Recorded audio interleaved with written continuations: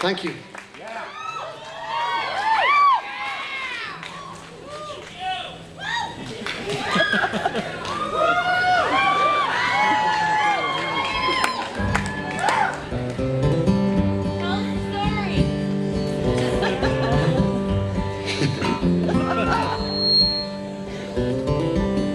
All right. Whatever happened to Lois? Lois. Well, whatever happened to Lois? Well, I mean, without telling the whole story, I'm kind of just talking to you. She's fine. She got in touch. Nice. She lives in New York. She's in good form. She doesn't want anybody telling me, she doesn't want me to tell anyone her age. That was the only thing she asked. She's like, I love that story. Just don't tell anyone my age. I don't know how old she is, so I can't say. All right. So,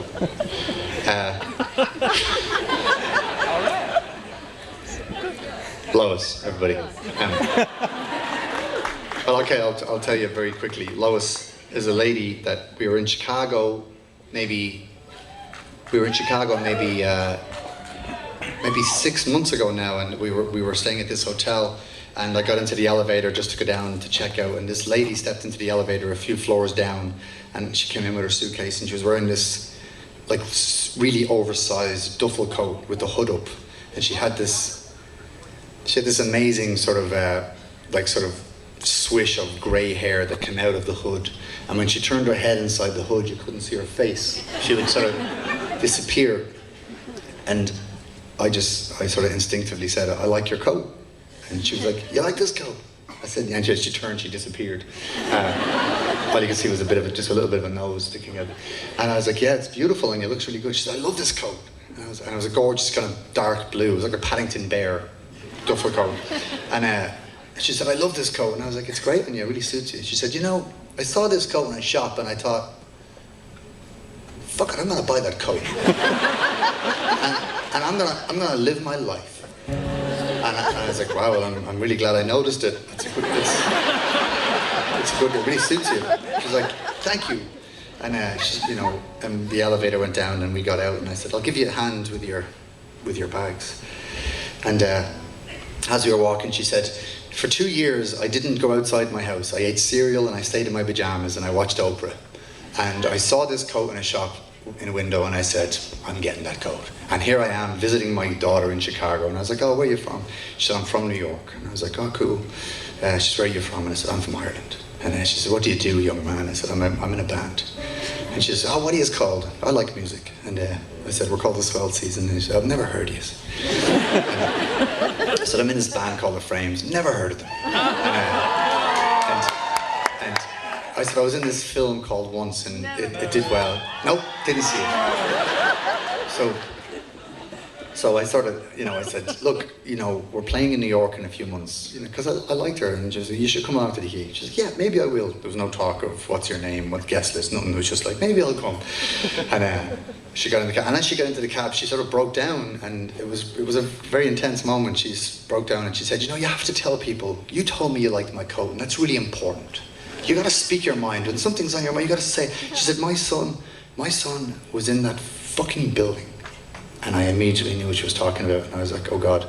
And she said, the morning of September 11th, I wanted to tell him not to go to work. I had a really weird feeling. I woke up from a bad dream, and he was finishing work. Apparently he had finished work on the 10th, but was going in on the 11th just to get the stuff. She said to clear the popcorn out of his drawer. Maybe that's an American saying, I don't know. Because I can't imagine he actually had popcorn that he wanted to clear out. So she apparently he went into work that morning, and she had a really weird feeling, and when she got up to ring him, she saw what was going on, and she was like, and then suddenly 2 years watching TV, suddenly all kind of clicked, and I was like, oh Jesus, and then I was really glad I noticed her coat, but not in all seriousness. But anyway, so she got in the truck, she got in the taxi, and she went away, and I was kind of left standing there on the pavement, going, wow. It was really intense. It was really, and sometimes, a little interaction like that in an elevator or on a stairs, you'll meet someone and something will go down and you'll kind of realize that there's something bigger behind it. So that was, you know, so that was the story of Lois. So anyway, so I'll sing this for her. Just to bring her out. Nice lady.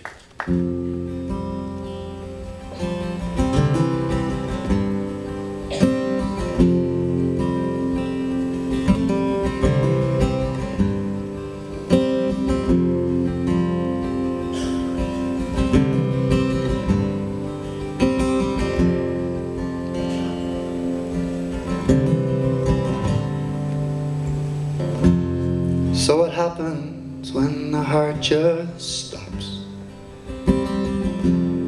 stops caring for anyone? The hollow in your chest dries up and you stop believing.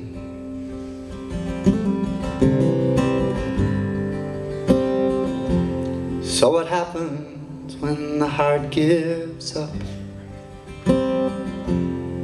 But the body goes on living. The blood crawls to a slow and stops, and it goes away. Well, we've got no one to meet, no love we would beseech. We only have ourselves to blame for everything. Well, there was no answer in the dust, and I'm missing you so much. But now you're sleeping, and I'm leaving, yeah. Empty-handed waiting, time it will subside and we'll agree. It was a given, yeah. Well, there was no standard we could set. In the world it does regret to have to leave you in this state of bereavement. You see, I'm feeling everything.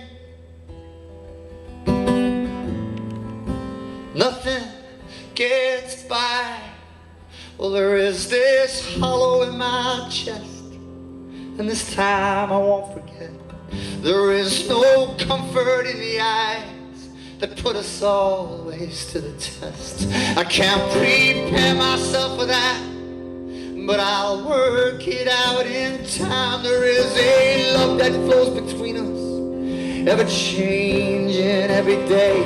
I worked myself up to a crawl. Well, I'm not fearing it at all. We had no reason left to stay, and that's why we're leaving, yeah.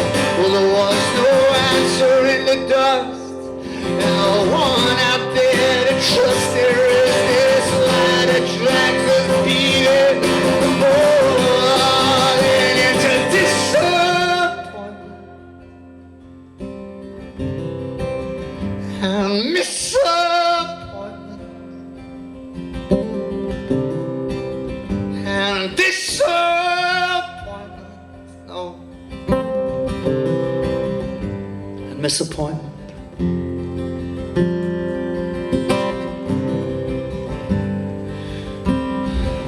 Well, there's a bad bone inside of me.